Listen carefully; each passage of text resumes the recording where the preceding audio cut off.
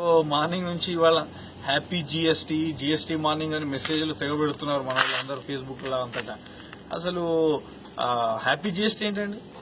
మనం పన్ను కడుతున్నామా లేకపోతే మన గవర్నమెంట్ ఏమైనా జేబులకు ఇస్తుందా? మనం గట్టే పనికి హ్యాపీ జిఎస్టీ ఏంటి? ఈరోజు కొత్తగా మోడీ చేసింది ఏముంది? ఇలా జిఎస్టీ శాతాన్ని పెంచిండు, మనం కట్టే పన్నును పెంచిండు, దానికి హ్యాపీ జిఎస్టీ ఉంటుందా?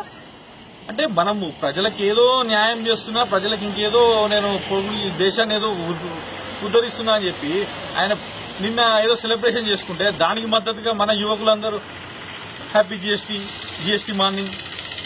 అరే ఇన్ని రోజులు కడుతున్న పన్ను ఇంకా పెరిగింది, మీకు ఆ విషయం తెలియట్లేదు.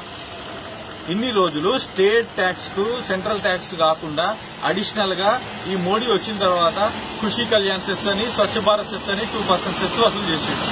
అంటే ఉన్న ఆల్రెడీ మనం కట్టే పన్నుల్ని అధిక శాతం స్వచ్ఛ భారత్ పేరుతోని, కృషి కళ్యాణ్ పేరుతోని మన దగ్గర నుంచి గుంజుకున్నాడు. అది సరిపోలే ఆయనకు. సరిపోకుండా ఈరోజు దేశానికి ఏదో ఉద్ధరిస్తున్నా అని చెప్పి దీన్ని ఏదో పెద్ద కార్యక్రమంగా సృష్టించి మన దగ్గర నుంచి ఉన్న పన్నుల్ని అధిక శాతం చేసి మళ్ళీ రివర్సు మనమే దాన్ని ఏదో పొగుడుకుంటూ హ్యాపీ జిఎస్టీ అని చెప్పుకునే పరిస్థితి తీసుకొచ్చిన దౌర్భాగ్య పరిస్థితి ఈరోజు దేశంలో నడుస్తా ఉంది. వింతేందంటే చదువుకున్న యువకులు కూడా దీన్ని అర్థం చేసుకుంటున్నారు. ఒక విషయం చెప్తున్నానండి, ఇన్ని రోజులు రెస్టారెంట్కి పోయారు. మీరు రెస్టారెంట్కి పోయినప్పుడు ఇన్ని రోజులు ట్యాక్స్ కట్టలేదా? మూవీ టికెట్ బుక్ చేసుకున్నారు, మూవీ టికెట్ తీసుకున్నప్పుడు ట్యాక్స్ కట్టలేదా? ఎంత కట్టారో తెలుసా? మీరు కట్టిన దానికి ఇప్పుడు ఎంత పెరిగిందో తెలుసా? ప్రతి మధ్యతరగతి వాడు ఈరోజు మల్టీప్లెక్స్ థియేటర్లో సినిమా చూడాలి అంటే 120 రూపాయల నుంచి 150 రూపాయలు కట్టేవాడు. ఈ రోజు జీఎస్టీ పుణ్యమా అని 28% జీఎస్టీ చేశాడు. 28% జీఎస్టీ అంటే మనం 180 నుంచి 170 రూపాయలు జీఎస్టీ సినిమా టికెట్ ధర కొనబోతున్నాం. ఇన్ని రోజులు రెస్టారెంట్ బిల్లులో మనకు 14% ఆఫ్టర్ కృషి కళ్యాణ్ స్వచ్ఛ భారత్ సెస్ తర్వాత కూడా మనం 14.5 to 15% కట్టాం సర్వీస్ ట్యాక్స్. ఇప్పుడు దాన్ని 18% చేసిండు. చూడండి మీరు, ఎక్కడ మధ్యతరగతి వాడు రెస్టారెంట్కి పోవద్దా? మధ్యతరగతి వాడు ఈ రోజు సినిమా థియేటర్కి పోవద్దా? అలాగే ఫ్లైట్ ఎక్కాలన్న ఆశ ప్రతి ఒక్కరికి ఉంటుంది. ఈ రోజు ధనవంతుడు ఎట్లయినా బిజినెస్ క్లాస్ లో పోతాడు, లేనివాడు ఎట్లయినా బస్సులోనే పోతాడు. మధ్యతరగతి వాడు ఈ రోజు ఫ్లైట్ లో పోదామంటే ఎకనామీ క్లాస్ టికెట్ 1% 28% ఒకేసారిగా పెంచి పడేసాడు. ఈరోజు ఫ్లైట్ ఎక్కొద్దా? లగ్జరియస్ ప్రొడక్ట్స్ అన్ని ధనవంతులే అనుభవించాలా? లేనోడు తన హద్దులో తను ఉంటాడు, ఉన్నవాడు ఎంత పెంచినా భరిస్తాడు. కానీ మధ్యతరగతి వాడు జేబు కొల్లగొడుతున్న ఈ ఒక ఆర్థిక తీవ్రవాదాన్ని మనం ఈరోజు సపోర్ట్ చేసుకుంటూ హ్యాపీ జిఎస్టీ అని మెసేజ్లు పెట్టడం ఎంతవరకు న్యాయమో అనేది మీరే యువకులారా గుర్తించండి. ఈరోజు దేశంలో జరుగుతున్న అన్యాయం ఏంటి? మోడీ నిజంగా దేశానికి ఏం చేస్తున్నాడండి? ఏం చేసిండు దేశానికి? ఈరోజు కార్పొరేట్ కంపెనీస్ కి విజయ్ మాల్యా కానివ్వండి, అదానీ కానివ్వండి, వీళ్ళ లోన్లు రద్దు చేయించిండు. లోన్లు రద్దుయే కాదు, ఈరోజు రీసెంట్ గా లాస్ట్ మంత్ అదానీకి 1500 కోట్ల రుణం ఎస్బీఐ ఇచ్చింది. ఎవరి ప్రోద్బలంతో అదానికి మనం 1500 కోట్ల రుణం ఇచ్చినాం.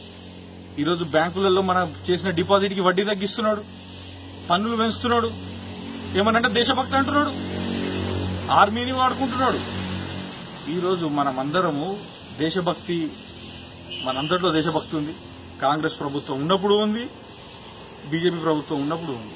కొత్తగా ఆయన చేసింది ఏంటి? మనకు ఈరోజు ఒకటే గుర్తించండి మీరు, మోడీ మనల్ని ఎమోషనల్ గేమ్ తో ఆడుకుంటున్నాడు.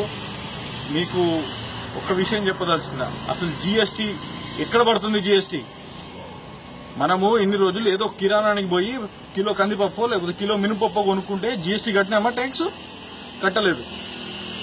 ఇప్పుడు ఏం చేశాడు అతను? డిమానిటైజేషన్ చేశాడు. మన జేబుల్లో డబ్బులు లేకుండా చేశాడు. మనం కార్డు స్వైప్ చేసుకోవాలి. కార్డు స్వైప్ చేస్తే దానికి ఛార్జెస్ పెట్టిండు. ఆ కార్డు స్వైప్ చేయాలంటే సూపర్ మార్కెట్ పోవాలి. సూపర్ మార్కెట్ లో కిలో కందిపప్పు కొనాలి. కిలో కందిపప్పు నార్మల్ గా కుల్లాగా ఉంటే ఎలాంటి ట్యాక్స్ పడదు. అదే సూపర్ మార్కెట్ లో ఒక ప్యాక్ చేసిన దాంట్లో మనం కిలో కందిపప్పు కొంటే ఈ రోజు జీఎస్టీ. అదే కుల్లాగా కొనే మినపప్పుకు ఎలాంటి ట్యాక్స్ ఉండదు, చింతపండుకు ఎలాంటి ట్యాక్స్ ఉండదు. అదే సూపర్ మార్కెట్ లోకి వెళ్లి ప్యాక్ చేసిన మినపప్పు చింతపండు కొంటే జీఎస్టీ. ఇది జీఎస్టీ. దీనికి హ్యాపీ జీఎస్టీ ఏంటి? జీఎస్టీ అనే పేరుతోని ఒకే దేశం ఒకే పన్ను అంటున్నాడు, కానీ అతను వసూలు చేస్తుంది. మీరు ఒక్కసారి బిల్లు చూడండి, స్టేట్ కి దానిలో వంతు ఉంటుంది, సెంట్రల్ కి వంతు ఉంటుంది. ఈ రోజు కట్టిందే మనం రేపు కడతాం. ఇన్ని రోజులు కట్టిన పన్నే మనం కడుతున్నాం. కానీ అధిక శాతం పన్నులు వసూలు చేస్తున్నారు. ఈరోజు జీఎస్టీ అంటే ఏదో దేశాన్ని ఉద్ధరించే అది ఏది కాదు. ఇంకొకటి మన అరుణ్ జైట్లీ అంటాడు, ఈ దేశంలో చరిత్రలో ఎన్నడూ చూడని ఎకనామిక్ రిఫార్మ్స్ అంట. 1991లో జరిగిన ఆర్థిక సంస్కరణల కంటే గొప్పదా ఈ జీఎస్టీ? అసలు ఈ జీఎస్టీని ప్రతిపాదించిందే మా కాంగ్రెస్ ప్రభుత్వము. ఈ జీఎస్టీని మా గ్రౌండ్ వర్క్ అంతా చేసింది కాంగ్రెస్ ప్రభుత్వము. కాకపోతే ఒక్కటి ఎందుకు మేము వ్యతిరేకిస్తున్నాం, ఈ రోజు మోడీ చేస్తున్న జీఎస్టీ ఏంటి అంటే కార్పొరేట్ కంపెనీస్ కి మేలు చేసే జీఎస్టీ. తన ప్రభుత్వంలో అతను ఖర్చు పెడుతున్నాడు, అవినీతికి ఇంటర్నల్ అవినీతికి పాల్పడుకుంటూ తన పన్నుల రూపంగా మన దగ్గర నుంచి వసూలు చేయడానికి ఈ జీఎస్టీని పెట్టిండు. కాంగ్రెస్ ప్రభుత్వం ఎందుకు వ్యతిరేకించింది నిన్నటి జీఎస్టీ ఫంక్షన్ ని? ఎందుకంటే కాంగ్రెస్ ప్రభుత్వము అధిక శాతం మాక్సిమం 18% కి మించరాదు అని చెప్పి మేము జీఎస్టీ గ్రౌండ్ వర్క్ చేస్తే ఈ రోజు మోడీ వచ్చి ఏం చేసిండండి, 18% మించరాదని కాంగ్రెస్ అంటే 28% జీఎస్టీ వసూలు చేస్తున్నాడు. 10% అధికం. ఏ ప్రపంచంలో ఎంత పెద్ద ఆర్థిక వ్యవస్థ ఉన్నా కానీ ఫ్రాన్స్, దుబాయ్, అమెరికా, రష్యా, ఏ కంట్రీ తీసుకోండి 16%, 16.5% కంటే మించి ఏ దేశంలో జీఎస్టీ లేదు. ఈరోజు అధిక మొత్తంలో వసూలు చేస్తున్న జీఎస్టీ వసూలు చేస్తున్న దేశం మనది. దాని గురించి సంబరాలు చేసుకుంటున్న ప్రజలు మనం. ఒకసారి గుర్తించండి, ఈ మోడీ దేశభక్తి ముసుగులో మనల్ని ఏ విధంగా మోసం చేస్తున్నాడు అనేది మనం తెలుసుకుందాం. వందే మాతరం. జై హింద్.